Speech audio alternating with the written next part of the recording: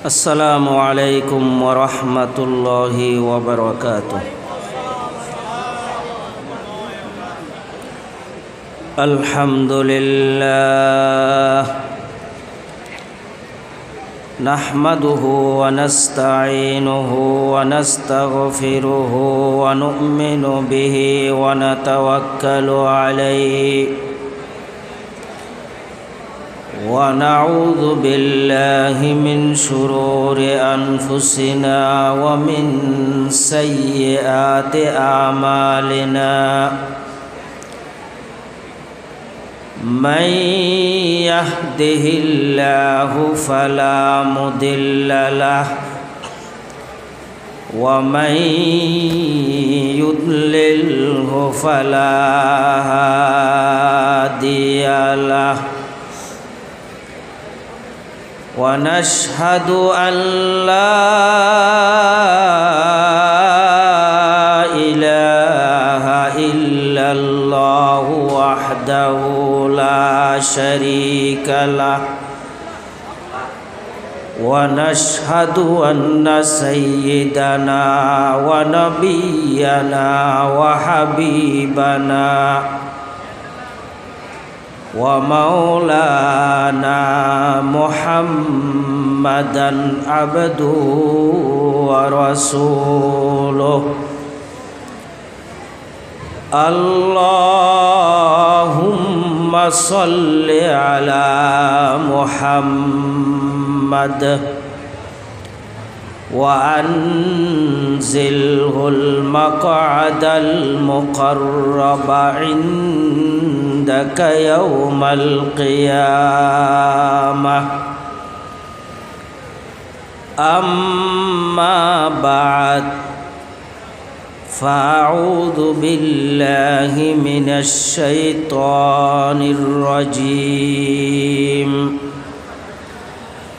بسم الله الرحمن الرحيم ألف لام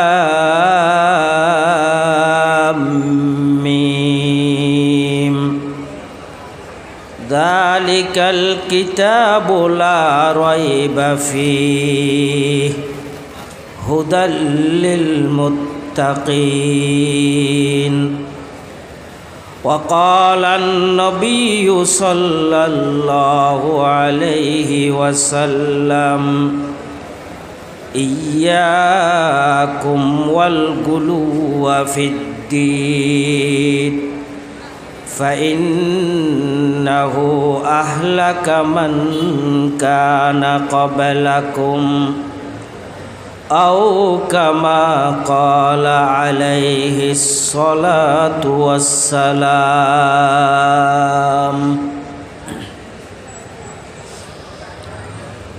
উপস্থিত আজকের এই মহতী মাহফিলের সমাপনী অধিবেশনের সম্মানিত সভাপতি, উপস্থিত শ্রদ্ধাভাজন উলামায়ে কিরাম, মুরব্বিয়ানে ইযম ওয়া বারাদারানে ইসলাম, মহান পরওয়ারদিগারে আলমের অশেষ অবর্ণনীয় দয়া এবং অনুগ্রহ যে তিনি আমাদেরকে দুনিয়ার যাবতীয় অনর্থক কর্মকাণ্ড কার্যক্রম থেকে বিরত রেখে কোরআন এবং হাদিসের অমূল্য বাণী শ্রবণ করার উদ্দেশ্যে জীবনের কিছু মূল্যবান সময় বিনিয়োগ করার এবং ব্যয় করার তৌফিক দান করলেন, এই জন্য বলি আলহামদুলিল্লাহ। মাহফিল কর্তৃপক্ষ, আয়োজক, ব্যবস্থাপক, সহযোগী সকলের প্রতি অশেষ ধন্যবাদ এবং কৃতজ্ঞতা জ্ঞাপন করছি। সম্প্রতি বিশ্বব্যাপী ঈমান বিধ্বংসী হাজারো ষড়যন্ত্র, প্রতিবন্ধকতা, প্রতিকূলতা সত্ত্বেও তারা বহু পরিশ্রমের মাধ্যমে, অনেক ত্যাগ তিতিক্ষার মাধ্যমে আমাদের জন্য কোরআন এবং হাদিসের প্রকৃত বাস্তব দিক নির্দেশনা শ্রবণ করে ইহকাল পরকাল উভয়কালের পাথেয় সঞ্চয় করার সুযোগ করে দিয়েছেন। এজন্য তাদেরকে জানাই আন্তরিক মোবারকবাদ এবং অশেষ ধন্যবাদ। আমি পবিত্র কোরআন মজিদের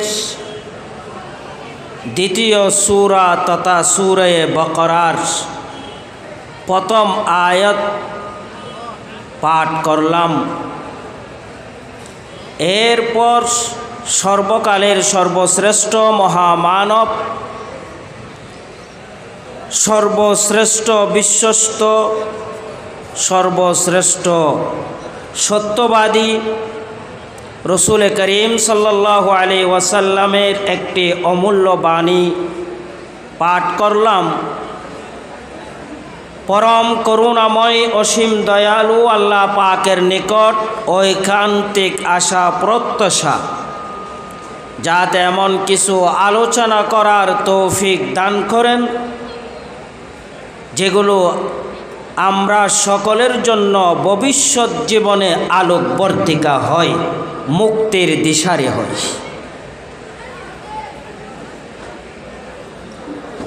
বর্তমান সমাজের দিকে যদি আমরা লক্ষ্য করি তাহলে আমরা দেখতে পাই যে বিশ্বব্যাপী বিশ্ব নেতারা, সমাজের কর্ণধাররা, আইন শৃঙ্খলা বাহিনী থেকে আরম্ভ করে আইন প্রণয়নকারীরা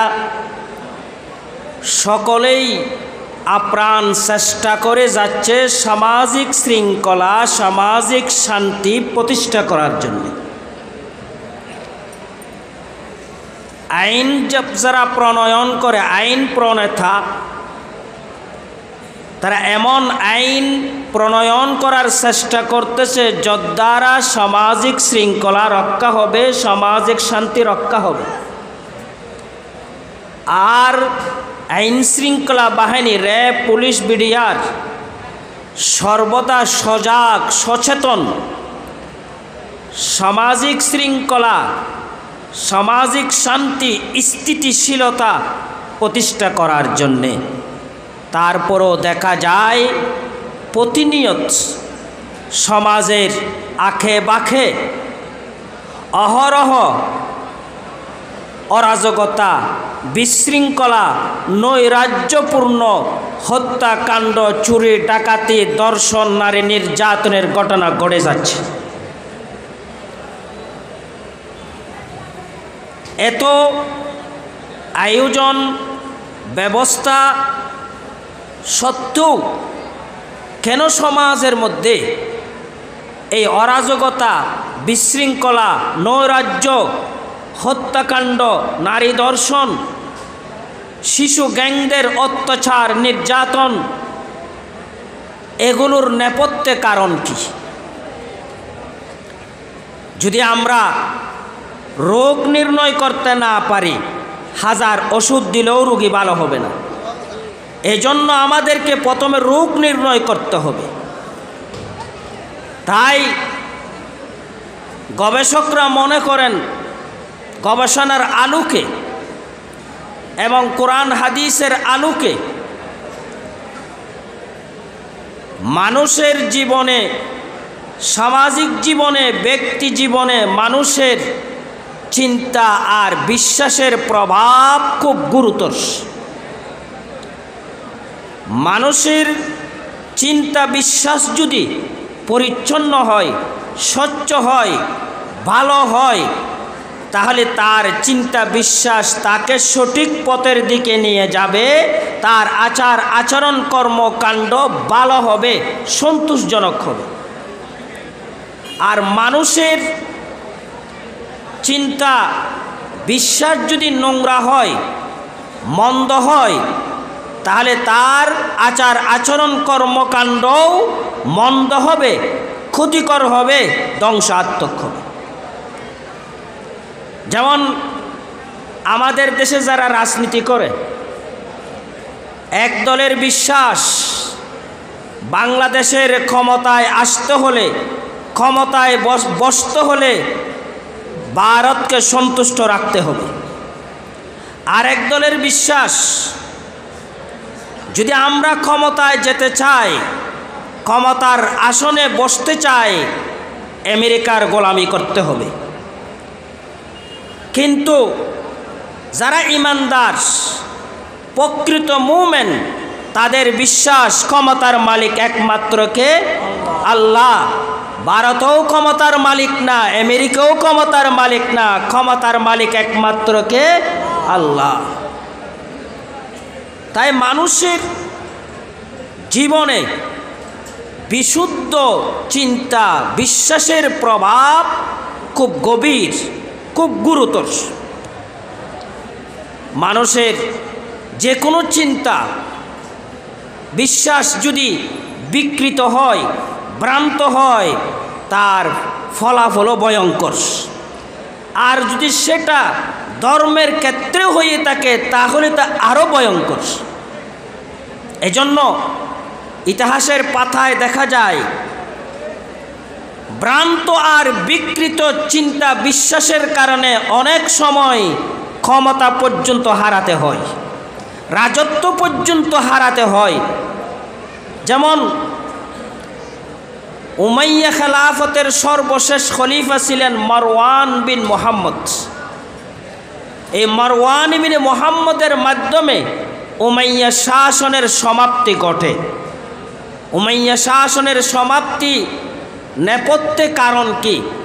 তার একটা কারণ হলো ইমাম ইবনে তাইমিয়া রহমতুল্লাহি আলাইহি বলতেছেন, উমাইয়া খেলাফত সমাপ্তি ধ্বংস হওয়ার অন্যতম কারণ হলো ভ্রান্ত আকীদা, ভ্রান্ত বিশ্বাস, ভ্রান্ত ধারণা। এই মারওয়ান ইবনে মুহাম্মদ তৎকালীন জাদ ইবনে দেরহাম নামের একজন ভ্রান্ত মতবাদের লোক ছিল। জাদ ইবনে দেরহামের আকীদা, সে আল্লাহর গুণাবলীকে অস্বীকার করত। আল্লাহর বিভিন্ন গুণাবলী, যেমন কোরআনের মধ্যে আছে ওয়াকাল্লামাল্লাহু মূসা তাকলিমা, আল্লাহ মূসা আলাইহিস সালামের সঙ্গে সরাসরি কথা বলেছেন। ওয়াত্তাখাযাল্লাহু ইব্রাহিমা খলিলা, আল্লাহ পাক ইব্রাহিম আলাইহিস সালামকে বন্ধু হিসেবে গ্রহণ করেছেন। এই জাদ ইবনে দেরহাম আল্লাহ পাকের এই গুণাবলীগুলো অস্বীকার করত, এই গুণাবলীগুলো অস্বীকার করত।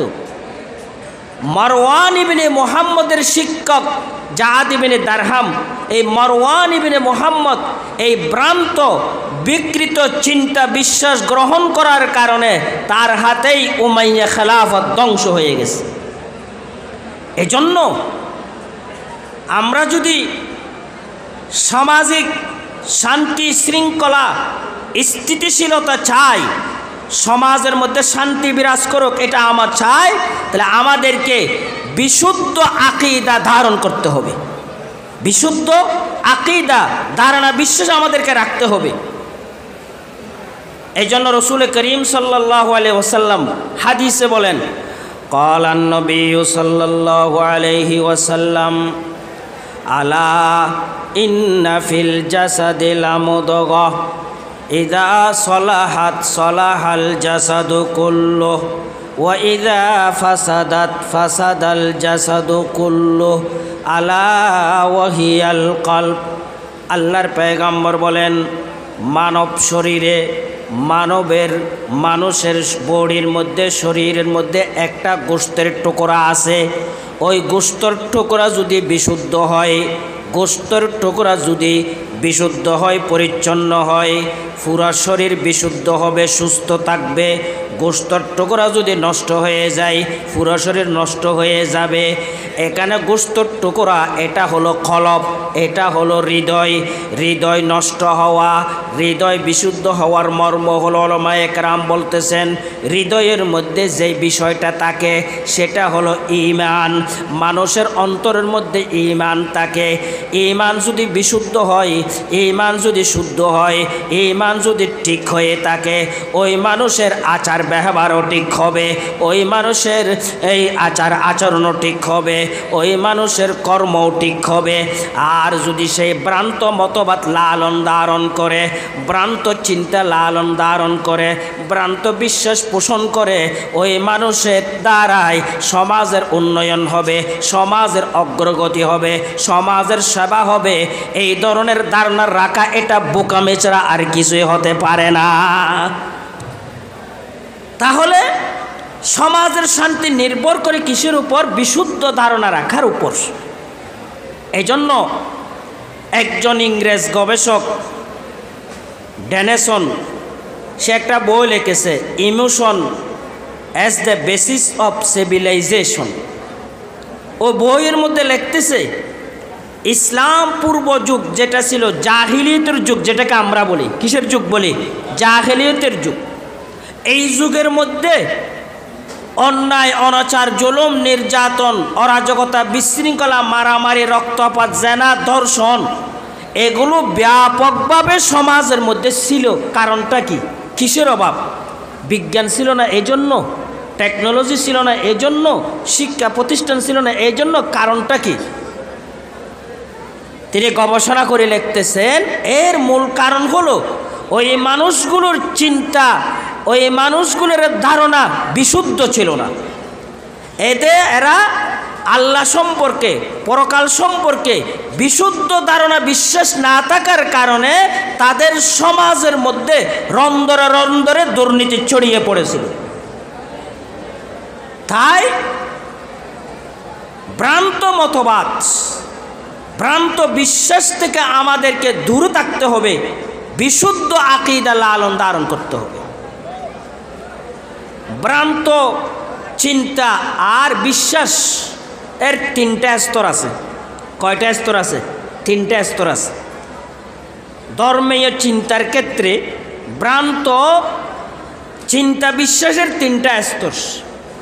এক নম্বর হলো এমন ভ্রান্ত ধারণা চিন্তা যেটার দ্বারা ঈমান ধ্বংস হয়ে যায়, যেটার দ্বারাই ঈমান ধ্বংস হয়ে যায়। এমন চিন্তা বিশ্বাস রাখা যেটা থাকলে সে আর মুসলমান থাকতে পারবে না, মুসলমান থাকতে পারবে না। এটার আবার বিভিন্ন স্তর আছে।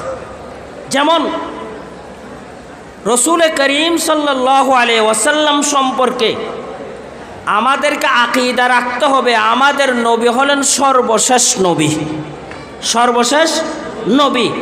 আমাদের নবীর পর আর কোনো নবী নাই।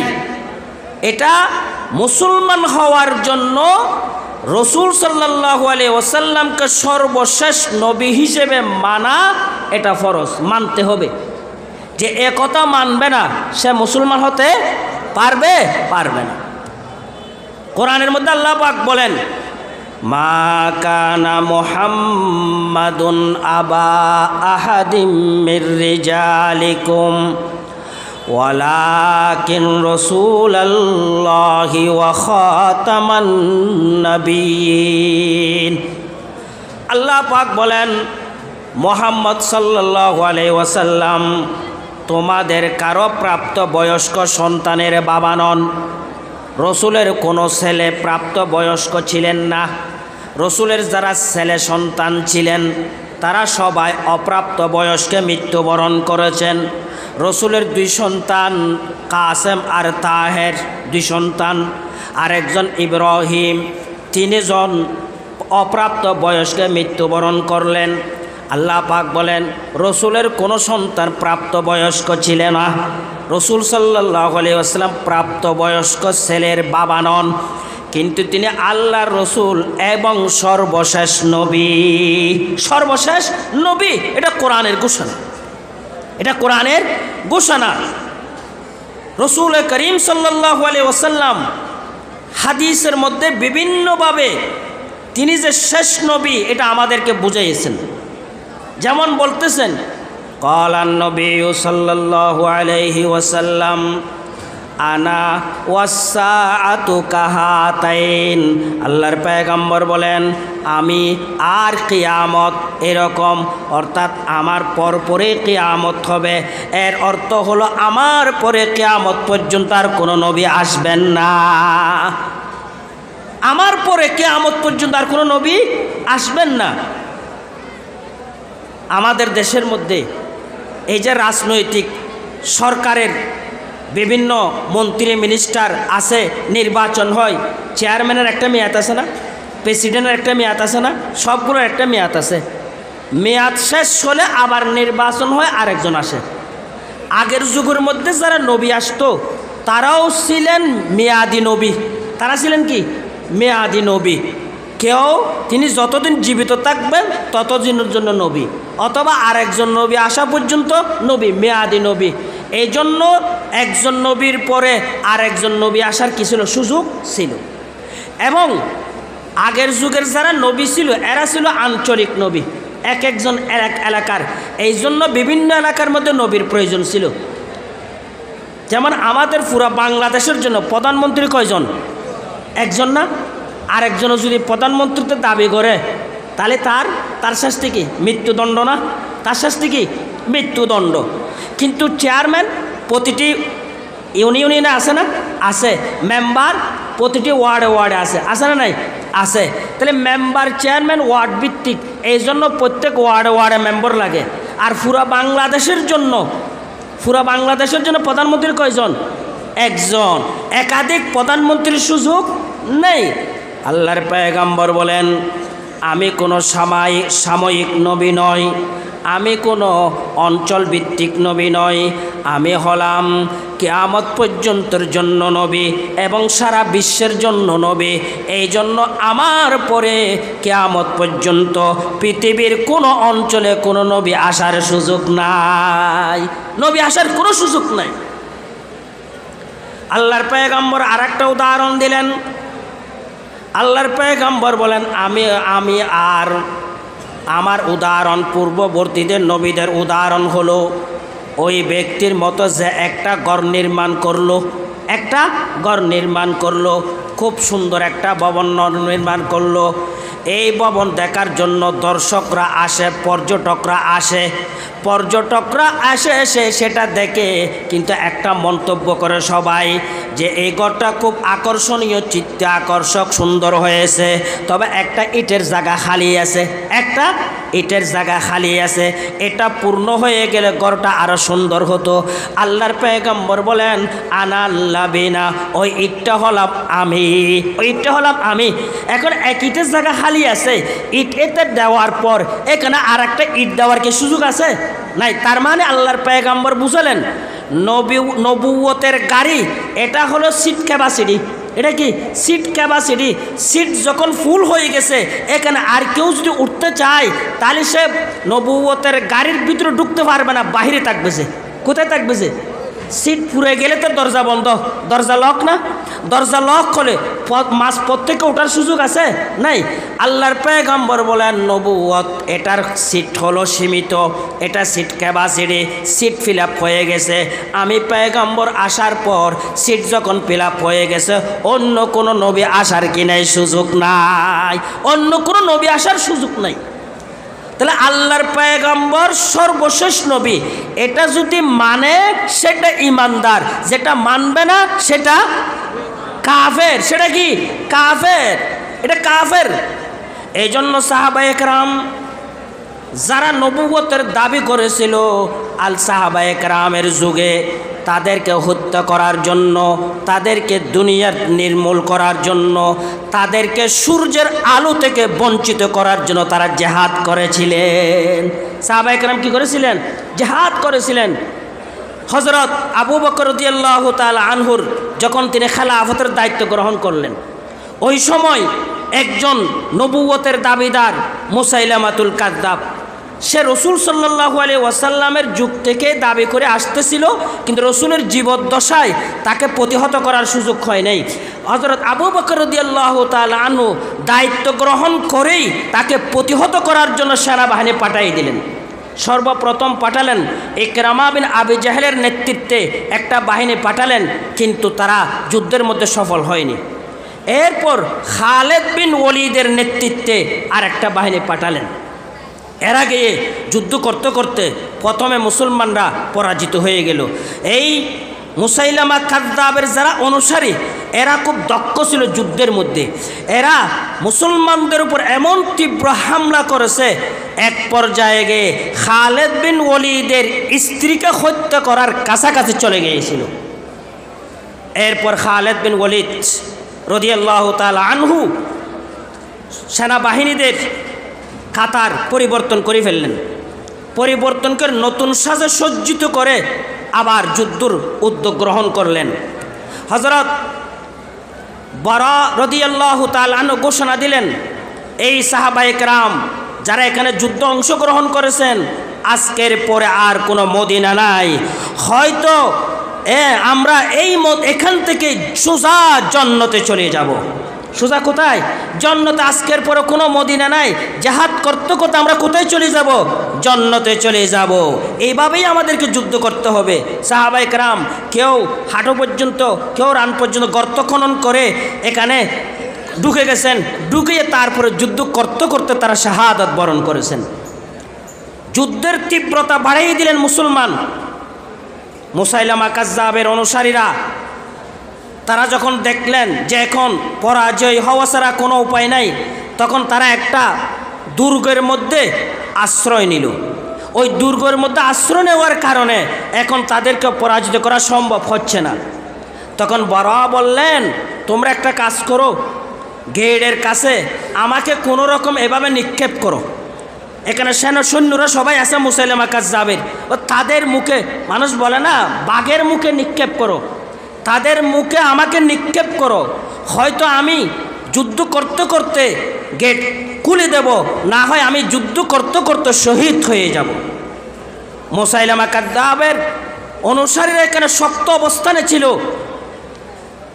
অবস্থানে ছিল। আর বড় তাকে সাহাবায়ে কেরাম একটা ডালের উপর উঠিয়ে গেটের কাছে নিক্ষেপ করলেন। বড় ছিলেন একজন হ্যাংলা, দুর্বল, তিনি একাই যুদ্ধ করতে করতে 20 জনকে হত্যা করে ওই গেট খুলে দিলেন।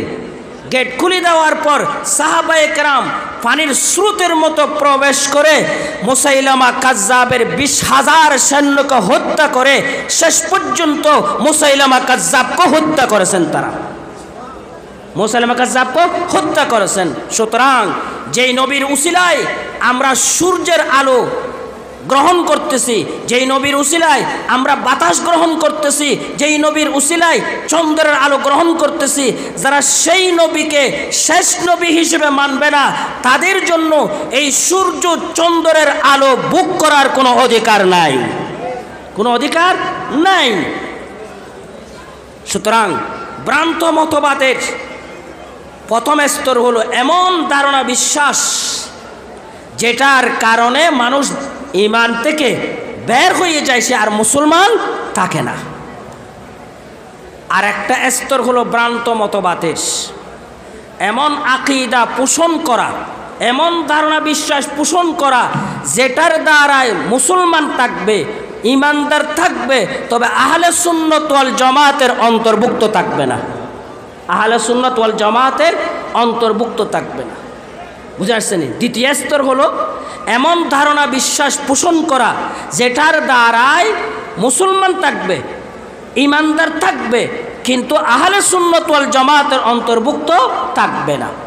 যেমন ইদানিং একটা আকীদা চর্চা করা হচ্ছে, সেটা হলো আল্লাহ পাক কোথায় থাকেন, আল্লাহ পাক কোথায় থাকেন।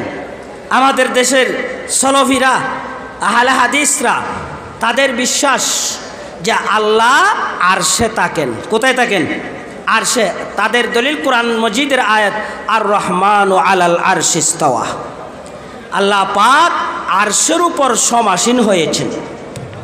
এটার উপর ভিত্তি করে তারা বলে আল্লাহ আরশের উপর আছেন, কিন্তু আহলে সুন্নাত ওয়াল জামাতের আকীদা হলো আল্লাহ পাক স্থান কাল পাত্র থেকে পবিত্র, স্থান কাল পাত্র থেকে পবিত্র। আল্লাহর জন্য কোনো স্থানও নেই, কোনো কালও নেই, কোনো পাত্র নেই, কারণ আল্লাহ তো হলেন অসীম। আল্লাহ হলেন কি? অসীম। আল্লাহ সীমিত না। আহলে সুন্নাত ওয়াল জামাতের আকীদা। এখানে আমরা সাধারণত বলে থাকি যে আহলে সুন্নাত ওয়াল জামাতের আকীদা হলো আল্লাহ সর্বত্র বিরাজমান। কথা ভালো করে একটা বুঝেন। আমরা সাধারণত বলি কি আল্লাহ সর্বত্র বিরাজমান, কিন্তু উলামায়ে কেরামের মত হলো আল্লাহ সর্বত্র বিরাজমান কথা এটা বলাও ঠিক না। কারণ কোরআন মজিদের মধ্যে আল্লাহ পাক যে বলেছেন ওয়াহুয়া মাআকুম আইনামা কুনতুম, এটার ব্যাখ্যা হলো আল্লাহ তোমরা যেখানেই আসো সেখানেই আল্লাহ। এটার ব্যাখ্যা হলো আল্লাহর এলম তোমাদের সাথে আছে, আল্লাহর এলম, আল্লাহর জ্ঞান তোমাদের সাথে আছে, কেউ আল্লাহর জ্ঞান থেকে বহির্ভূত না, সেটা উদ্দেশ্য। আল্লাহ সশরীরে সর্বত্র বিরাজমান, এটা আহলে সুন্নাত ওয়াল জামাতের আকীদা না। দেখেন আমরা আকীদা কি রাখবো? এই জন্য উলামায়ে কেরাম আহলে সুন্নাত ওয়াল জামাতের আকীদা হলো আল্লাহ আসমান জমিন সৃষ্টি করার আগে, সূর্য চন্দ্র সূর্য সৃষ্টি করার আগে যেমন ছিল এখনও সেভাবে আছেন, সামনেও সেভাবে থাকবেন। এটা হলো আহলে সুন্নাত ওয়াল জামাতের আকীদা। লা জিদ্দা ওয়ালা নিদ্দা ওয়ালা হাদ্দা লিমাওলা, লা জিদ্দা ওয়ালা নিদ্দা ওয়ালা হাদ্দা লিমাওলা, আল্লানা কামা কানা ওয়ালাম ইয়ালকা জাওয়ালা। তাহলে আহলে সুন্নাত ওয়াল জামাতের আকীদা আল্লাহ আসমান জমিন চন্দ্র সূর্য সৃষ্টি করার আগে যেভাবে ছিলেন এখনও সেভাবে, সামনেও সেভাবে। আল্লাহর জন্য স্থান কাল পাত্রের কোনো কিছুর প্রয়োজন নেই। কোরআন মজিদের মধ্যে আল্লাহ পাক বলেন ওয়াসজুদ ওয়াকতারিব, সেজদায় গেলে বন্দা আল্লাহর নিকটবর্তী হয়। কোথায় গেলে? সেজদায় গেলে। যে আল্লাহ যদি আরশে থাকে তাহলে দাঁড়ালে কাছে হবে না সেজদায় গেলে কাছে হবে? আল্লাহ যদি উপরে থাকে তাহলে দাঁড়ালে কাছে হবে না? আল্লাহ যদি আমরা বলি আহলে হাদিসরা যেটা বলতেছে আল্লাহ আরশের উপর, তো আল্লাহ যদি আরশের উপর থাকে তাহলে তো দাঁড়ালে কাছে হওয়ার কথা, কিন্তু আল্লাহ বলতেছে কি সেজদায় গেলে আল্লাহর কাছে, সেজদায় গেলে আল্লাহর কাছে। তাহলে বোঝা গেল আরশের উপর আল্লাহ আছে এ কথা বলা যাবে না।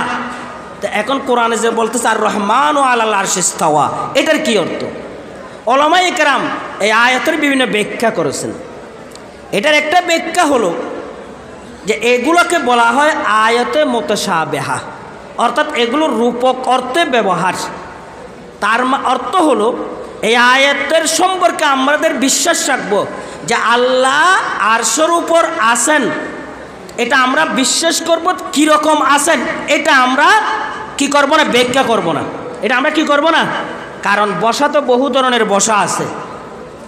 আমরা বলবো যে আল্লাহ আরশের উপর আছেন, কিন্তু কীরকম এটা আল্লাহর জন্য যেরকম শোভা পায় সেরকম। যেমন আমাদের দেশে বলা হয় দই বসেছে, বলে না? দই বসেছে বলে না? হ্যাঁ, তো দই বসছে যে এটা কি আমার মতো বসা না দইয়ের মতো বসা, নাকি আমাদের মতো বসা? না। তাহলে দই বসছে মানে দইয়ের মতো দই বসছে যেরি।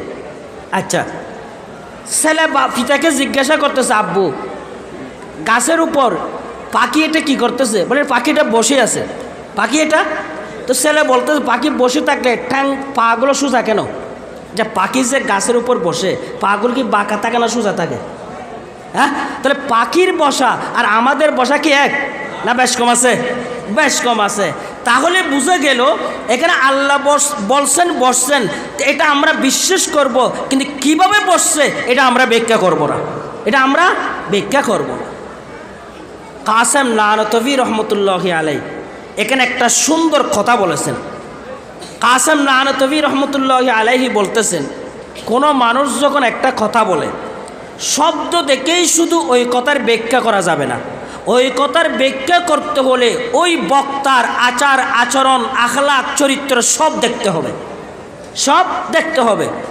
এই জন্য দেখেন কোন একজন দিনদার পরহেজগার মানুষ যখন একটা কথা বলল যেটা অবাস্তব, তখন সবাই সেটার ব্যাখ্যা করে। সবাই কী করে যে এর কথাটা ভুল হলেও কিন্তু উদ্দেশ্য ঠিক আছে, সবাই বলে না উদ্দেশ্য কী আছে, ঠিক আছে। আর কোন একজন অসৎ দুষ্ট ব্যক্তি যদি ভালো কথাও বলে তখন সবাই বলে যে এর নিয়ত খারাপ, সবাই বলে যে কি রে নিয়ত খারাপ।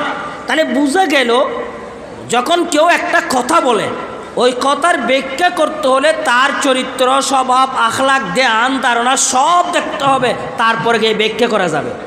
একটা উদাহরণ দিই, কিতাবের মধ্যে একটা বাক্য আছে যে আম্বাতার রবিউল বাকলা, আম্বাতার রবিউল বাকলা, অর্থাৎ ফসলের মৌসুম যখন আসলো ফল ভালো হলো, ফসলের মৌসুমের কারণে ফল কি হলো, ভালো হলো। তো ফসলের মৌসুমের কারণে কি ফল ভালো হয়েছে না আল্লাহ ভালো করেছেন? ফল ভালো দিয়েছেন কে?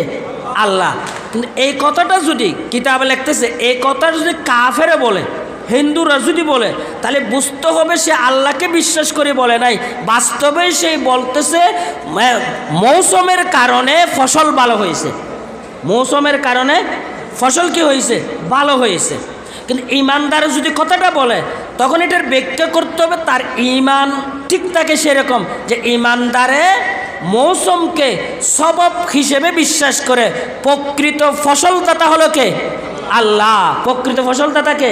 আল্লাহ। কথা বুঝে আসছে নি? এই জন্য কাসেম নানতভী রহমতুল্লাহ আলাইহি বলতেছেন যখন বক্তা কোনো একটা কথা বলে তাহলে তার কথাটার ব্যাখ্যা করতে হলে তার চরিত্র, তার স্বভাব, তার আখলাক, তার চিন্তা চেতনা সবগুলো খেয়াল করতে হবে, তারপর গিয়ে সেটার ব্যাখ্যা করতে হবে, সেটার ব্যাখ্যা করতে হবে।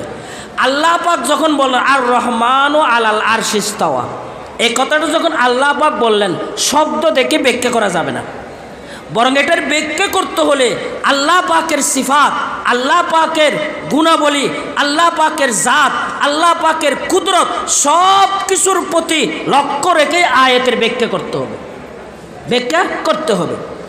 এখন আল্লাহ পাকের গুণাবলী, আল্লাহ পাকের সিফাতের দিকে যদি আমরা লক্ষ্য রাখি তাহলে আল্লাহ তো হলেন অসীম।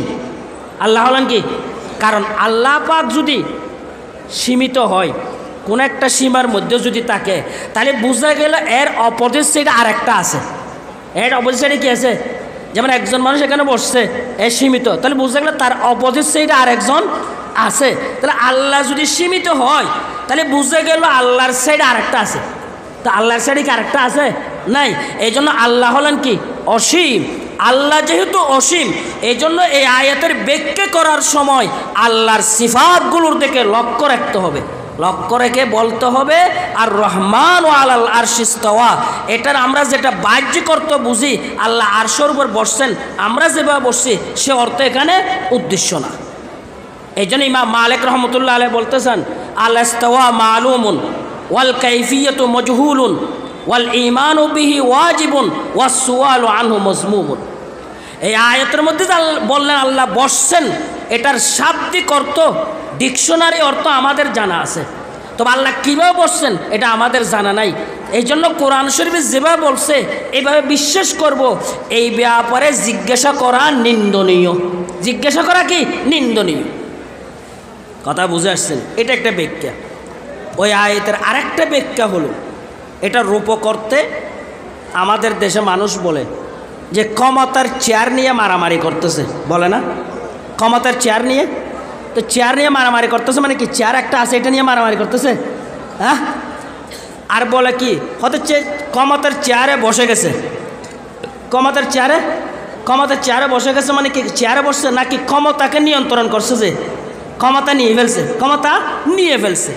এখানেও আল্লাহ পাক আর রহমান ওয়াল আরশি ইস্তাওয়া বলে ইঙ্গিত করলেন সমগ্র বিশ্বের ক্ষমতা নিয়ন্ত্রণ একমাত্র আল্লাহর হাতে, আল্লাহর হাতে।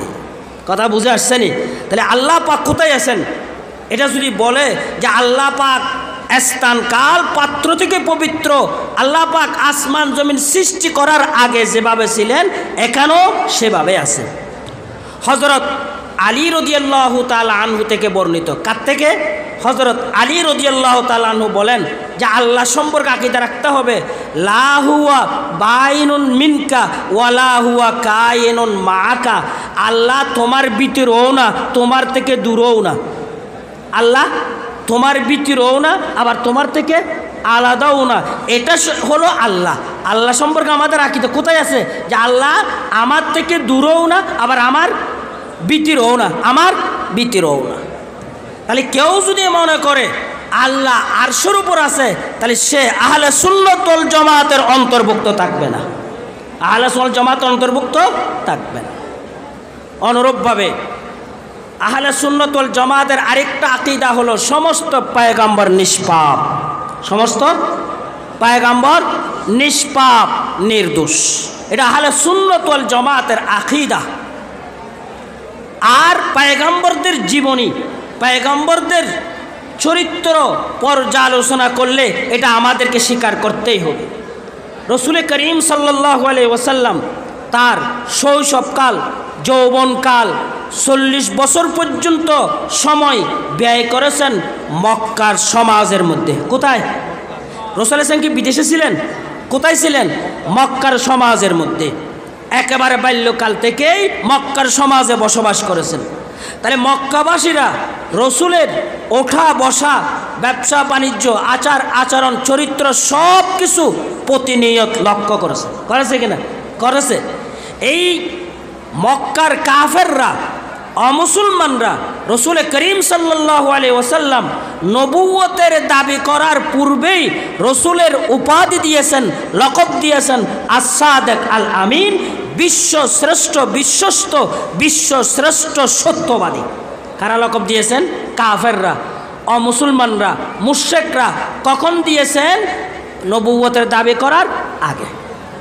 এবং রসুল করিম সাল্লাল্লাহু আলাইহি ওয়াসাল্লাম নবুয়তের পরে তিনি যে নবুয়তের দাবিত সত্যবাদী, এটার ডকুমেন্ট, এটার দলিল হিসেবে পেশ করলেন নিজের চরিত্রকে। নিজের চরিত্রকে রাসূল সাল্লাল্লাহু আলাইহি ওয়াসাল্লাম কি বলেন? ফাকাদ লাবিস্তু ফীকুম উমারাম মিন ক্বাবলিহি আফালা তাকিলুন। আল্লাহর পয়গম্বর বলেন, আমি তোমাদের মাঝে 40 বছর পর্যন্ত ছিলাম, তোমাদের সঙ্গে ওঠা বসা করেছি, তোমাদের সঙ্গে খেলাধুলা করেছি, তোমাদের সঙ্গে ব্যবসা বাণিজ্য করেছি, তোমাদের সঙ্গে চলাফেরা করেছি, তোমাদের সঙ্গে আচার বিচার করেছি, তোমাদের সঙ্গে সামাজিক কর্মে অংশগ্রহণ করেছি, তোমাদের সঙ্গে সার্বিক কাজের মধ্যে আমি কি ছিলাম? অংশগ্রহণ করেছিলাম। আমি নির্জনে ছিলাম না, আমি সমাজ থেকে দূরে ছিলাম না। কিন্তু আমি পয়গম্বরের জীবন তোমাদের সামনে আছে। যদি আমি পয়গম্বরের জীবনের মধ্যে কোনো স্পট থাকে, কোনো দাগ থাকে, তোমরা প্রকাশ করো। আল্লাহর পয়গম্বর নিজের জীবন চরিত্রকে নবুয়তের দলিল হিসেবে, নবুয়তের সার্টিফিকেট হিসেবে, চ্যালেঞ্জ হিসেবে বিশ্ববাসীর কাছে প্রকাশ করেছেন, প্রকাশ করেছেন। তাহলে বুঝে গেল পয়গম্বরদের জীবনী এটা নিষ্পাপ, নির্দোষ, নিষ্কলুষিত। তাদের চরিত্রের মধ্যে এমন কোনো স্পট, এমন কোনো দাগ নাই যেটার কারণে তাদের সমালোচনা করা যায়। সুতরাং কেউ যদি মনে করে নবী আমাদের মতো সাধারণ মানুষ, আমাদের মতো আছে না? না, এরকম আছে। অনেকে মনে করে নবী আমাদের মতো সাধারণ মানুষ, এই জন্য নবীর শানে তারা শব্দ চয়নের ক্ষেত্রে সতর্ক হয় না। অনেকেই নবীকে বলে পিয়ন, নাউজুবিল্লাহ, বার্তা বাহক হিসেবে, পিয়ন বার্তা বাহক। তাই বলে নবীর শানে পিয়ন বলা যাবে? কারণ রাষ্ট্রদূত এটাও তো বার্তা বাহক। বিদেশে রাষ্ট্রদূতরা আছে না? আমাদের দেশে আমেরিকার রাষ্ট্রদূত আছে, সৌদি আরবের রাষ্ট্রদূত আছে, রাশিয়ার আছে না? নাই, আছে। এদেরকে রাষ্ট্রদূত বলে, এদেরকে অ্যাম্বাসেডার বলে, এদেরকে পিয়ন বলে না। আচ্ছা, এদেরকে যদি পিয়ন বলে সম্বোধন করে তাহলে এটা অপরাধে পরিণত হবে না? খুশি হবে না, বেজার হবে? তাহলে একজন রাষ্ট্রীয় বার্তাবাহক, একে যদি পিয়ন বলার কারণে সে রাগ করে, তার বিরাগ বাজনের শিকার হতে হয়, তাহলে যিনি সর্বকালের সর্বশ্রেষ্ঠ মহামানব, সমস্ত পয়গম্বরদের সর্দার, তাকে পিয়ন বলা অবশ্যই এটা অপমানজনক। একজন পিয়ন আপনাকে বার্তা দিল, সিডিতে দিল, চলে গেল, তার সঙ্গে কোনো সম্পর্ক আছে? নেই। কিন্তু রসুলের সাথে আমার আপনার জানের সম্পর্ক, রসুলকে নিজের প্রাণ থেকেও বেশি মহব্বত করতে হবে। রসুলের আচার আচরণ আমাদের জন্য আদর্শ, রসুলের আদর্শ লালন ধারণ করা এটা আমাদের ঈমানের অংশ। সুতরাং রসুলকে সাধারণ মানুষ মনে করে আমরা যেরকম পাপী, রসুলের পাপী, রসুলের শানে পিয়নের মতো শব্দ উচ্চারণ করা এটা ইসলামের সমর্থিত নয়।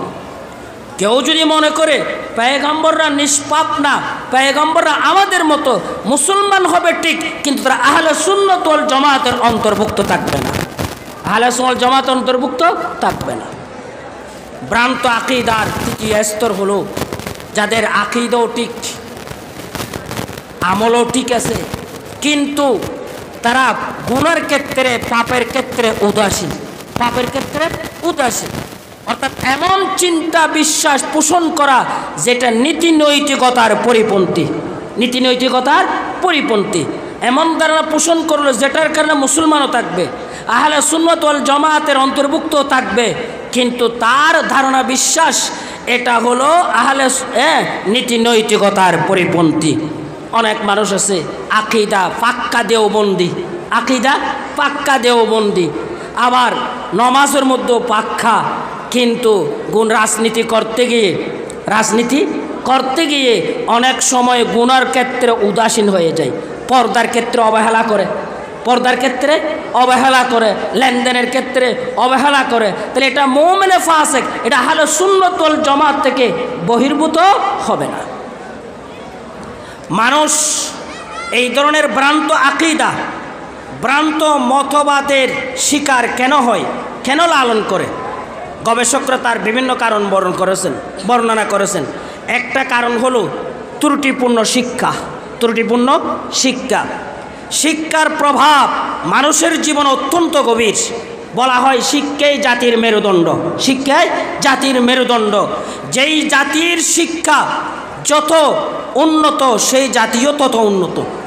শিক্ষা যত উন্নত হবে ওই জাতি তত উন্নত হবে, সমৃদ্ধ হবে। কিন্তু বর্তমানে দেখা যায় যারা উচ্চ ডিগ্রিধারী, যারা পার্থিব বিষয়ে সর্বোচ্চ ডিগ্রি ধারণ করে, যখন সরকারি বিভিন্ন পদের মধ্যে যায়, রাষ্ট্র পরিচালনা যায়, তারা দুর্নীতি, অন্যায়, অনাচারে আখণ্ড নিমজ্জিত হয়ে যায়। কেন? অথচ দেখেন পতিত সরকারের আমলে যারা মন্ত্রী মিনিস্টার ছিল, যারা বিভিন্ন সরকারি উচ্চ পদের মধ্যে ছিল, সবার তো একটা দুইটা ডিগ্রি না, কয়েক ডজন ডিগ্রি ছিল। লন্ডন থেকে, আমেরিকা থেকে, অস্ট্রেলিয়া থেকে বড় বড় উচ্চ ডিগ্রি আনেছে। যাই যত উচ্চ ডিগ্রি আনেছে, দেখা গেল আমলনামার মধ্যে সে তত বড় দুর্নীতিবাজ। কারণ আমাদের যেই শিক্ষা ব্যবস্থা, এই শিক্ষা ব্যবস্থার মধ্যে যথাযথ ত্রুটি আছে। বুঝে গেল আমাদের যেই শিক্ষা ব্যবস্থা আছে, এই শিক্ষা ব্যবস্থায় পড়াশোনা করে যখন এরা দুর্নীতিবাজ হচ্ছে, এরা লম্পট হচ্ছে, এরা অসৎ হচ্ছে, দুর্নীতিপ্রবণ হচ্ছে, বোঝা গেল প্রচলিত শিক্ষা ব্যবস্থা দিয়ে সমাজ আর জাতির উন্নয়ন, অগ্রগতি সম্ভব নয়, বরং এটাকে সংশোধন করতে হবে। আজকে আমাদের জাতীয় শিক্ষার ক্ষেত্রে প্রস্তাব দেওয়া হয়েছিল যে স্কুল কলেজগুলোর মধ্যে গানের শিক্ষক নিয়োগ দেওয়া হোক, নিয়োগ দেওয়া হোক। কেন? সংস্কৃতির চর্চা করলে, নাচ গানের চর্চা করলে এর দ্বারায় উদার হবে, এরা উগ্র হবে না, এরা চরমপন্থী হবে না। এই ধরনের তাদের মন মানসিকতা কিন্তু বাস্তবতা হলো কি, আমাদের দেশে যারা নাচ গান করে, আমাদের দেশে যারা নাচ গান করে, যারা অভিনেতা আছে, অভিনেত্রী আছে সমাজের মধ্যে, এরা কি চরিত্র ভালো এদের?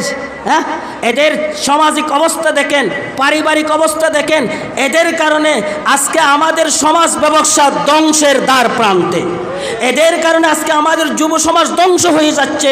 এদের কারণে আজকে আমাদের যুব সমাজ বিপদগামী হয়ে যাচ্ছে। বোঝা গেল আমাদের যে জাতীয় শিক্ষা ব্যবস্থা, এটার মধ্যে কোরআন হাদিসের বিষয়গুলো সংযোগ করে মানুষকে পরকালমুখী, আল্লাহমুখী, দ্বীনমুখী করার ব্যবস্থা গ্রহণ করতে হবে। 2 নম্বর কারণ হলো ভ্রান্ত মতবাদ, বিকৃত ধারণা বিশ্বাসের 2 নম্বর কারণ হলো শাসক গোষ্ঠীর স্বভাব এবং ভুলনীতি। শাসক গোষ্ঠীর স্বভাব এবং ভুলনীতি, জনগণের উপর শাসক গোষ্ঠীর প্রভাব থাকে। শাসক গোষ্ঠী কি থাকে? প্রভাব থাকে। কথিত আছে আন্নাস ওয়ালা দীনে মুলুকিহিম, আন্নাস ওয়ালা দীনে মুলুকিহিম। সরকার যেদিকে যায় জনগণও সেদিকে যায়, সরকার যেদিকে যায় জনগণও সেদিকে যায়, ক্ষমতাধর যেদিকে যাবে জনগণও সেদিকে যাবে। ক্ষমতাধর যদি দিনদার হয়, পরহেজগার হয়, ন্যায়পরায়ণ হয়, সৎ হয়, জনগণও সৎ হবে, চরিত্রবান হবে, আদর্শবান হবে। আর সরকার ক্ষমতাধর যদি দুর্নীতিবাজ হয়, লুটেরা হয়, লম্পট হয়, দুর্নীতিপন হয়, তাহলে ওই দেশের জনগণও দুর্নীতিপ্রবণ হবে, অসৎ হবে, দুষ্ট হবে, এরাও এই দুর্নীতিবাজ হবে। সরকার যেদিকে যাবে জনগণও সেই দিকে যাবে। উপর থেকে প্রভাব নিচে আসে, উপর থেকে প্রভাব নিচে আসে। এই জন্য আমাদের জন্য ভোট দেওয়ার সময়, নির্বাচনের সময় আমাদেরকে চিন্তা করেই, লক্ষ্য করেই ভোট দিতে হবে। আমি যাকে ভোট দিয়ে নির্বাচন ক্ষমতায় পাঠাচ্ছি তার চরিত্র কীরকম, তার আচার আচরণ কীরকম, তার মধ্যে আল্লাহর ভয়, আল্লাহর তাকওয়া কতটুকু আছে এটা দেখতে হবে।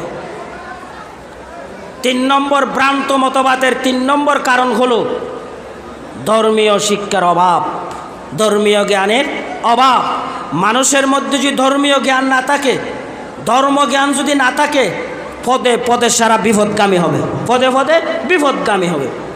হাদিসের মধ্যে আছে হযরত জোরাইশ নামের একজন বুজুর্গ ছিল।